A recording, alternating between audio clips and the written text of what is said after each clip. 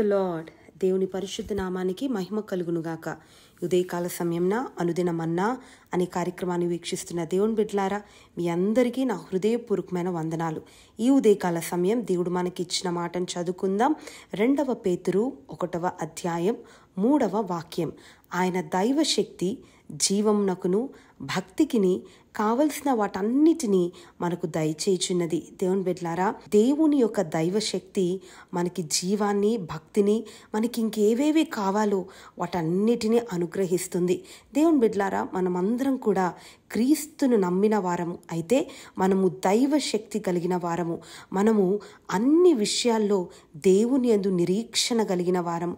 దేవుని బిడ్డలారా, మన యేసయ్య నామములో మనకు శక్తి ఉంది. ఆయనే మన నిరీక్షణకు ఆధారమై ఉన్నాడు. మరియు ఆయన శక్తి ద్వారా మనం జీవించుటకు కావలసిన ప్రతిదీ ఆయన మనకు అనుగ్రహిస్తున్నాడు. దేవుని బిడ్డలారా, భక్తి గల జీవము, పరిశుద్ధ జీవితము జీవించండి అని దేవుడు ఆజ్ఞాపించి విడిచిపెట్టలేదు. కానీ అటువంటి జీవితం జీవించడానికి కావలసిన అన్నిటినీ కూడా దేవుడు మనకు సిద్ధపరిచి అనుగ్రహించి ఉన్నాడు.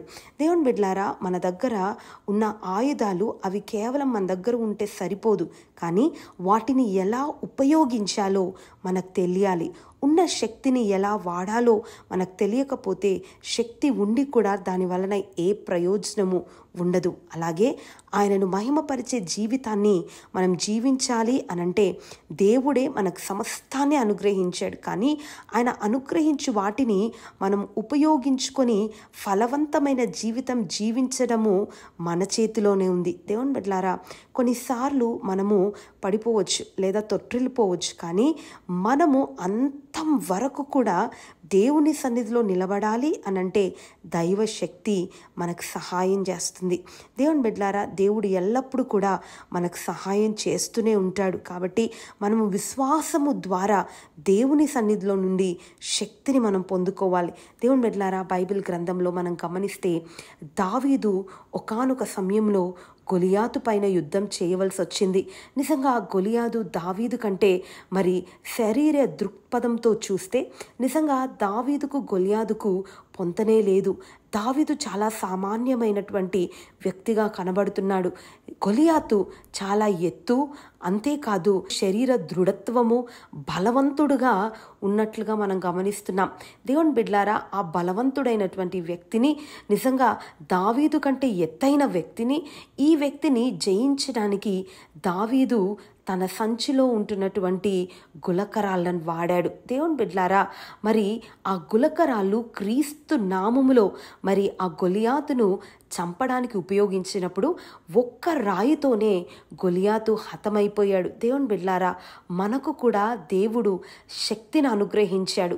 దానిని మనం సమకూర్చుకొని పెట్టుకుంటే దాని ద్వారా ప్రయోజనం లేదు. కానీ తగిన సమయాన గొలియాతు వంటి శ్రమలు నీకు ఎదురైనప్పుడు, అసాధ్యమైన పరిస్థితులు నీకు ఎదురైనప్పుడు, నిజంగా అపవాది గొలియాతు వలె నీ మీద దాడి చేసి భయానకమైనటువంటి పరిస్థితులు కలిగించినప్పుడు దేవుడు నీకు ఇచ్చినటువంటి శక్తిని సైన్యములకు అధిపతియగు యెహోవా నామం పేరట నీవు ఉపయోగించగలిగితే ఎంతటి గొలియాతైనా కింద పడిపోవాల్సిందే. దేవుని బిడ్డలారా, మన దేవుడిచ్చినటువంటి శక్తి అపరిమితమైనది. నిజంగా మన దేవుడు శక్తి కలిగిన దేవుడు. ఆయన ఏమాత్రం కూడా మనల్ని విడిచిపెట్టలేదు. దేవుని బిడ్డలారా, ఈ లోకంలో ఉంటున్న వాటన్నిటిని కూడా జయించడానికి, ఈ లోకంలో మనకు కావలసిన దాన్ని మనం పొందుకోవడానికి దేవుడు మనకి జీవాన్ని, భక్తిని కూడా దేవుడు అనుగ్రహించాడు. దేవుని బిడ్డలారా, దేవుడు ఇచ్చినటువంటి దైవశక్తిని, దేవుడు మనకు అనుగ్రహించినటువంటి నిత్య జీవాన్ని, భక్తిని మనము దైవికంగా దాన్ని ఉపయోగించుకోగలిగితే మనకి ఏది అవసరమో వాటన్నిటిని కూడా దేవుడు మనకు అనుగ్రహించబోతున్నాడు. దేవుని బిడ్డలారా, ఉదయకాల సమయంలో ఎంతమంది అయితే మీ మీద దాడి చేయబడుతున్నటువంటి పరిస్థితులను చూసి కృంగిపోతున్నారో దేవుడు ఏమంటున్నాడంటే, నేను మీకు దైవభక్తిని అనుగ్రహించాను.